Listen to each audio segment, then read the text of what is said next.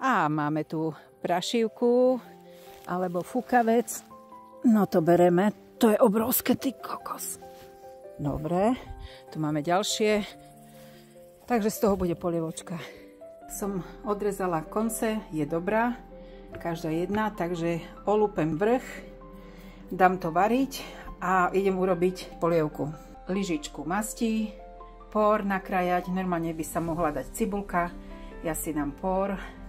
Nakrájam na drobno, zapražím a očistím si prašivca na kúsky a dám variť.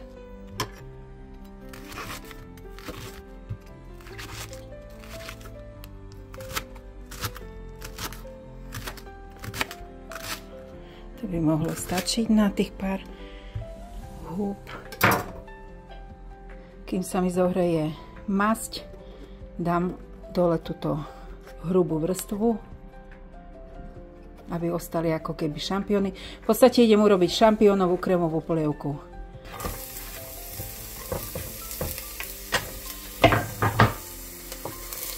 Medzi tým si dám uvariť vodu, nahádžem nakrájané, osolím, okorením, zalejem vodou, nechám ich uvariť do mäka, potom ich rozmixujem. Uvidím potom v závere, či to urobím na kyslo, alebo to nechám len čisto krémové.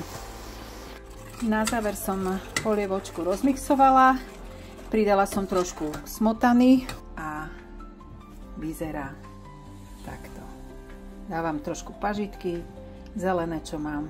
Má takú špecifickú chuť tá huba, ale naozaj neviem ju ani opísať. Veľmi zaujímavá.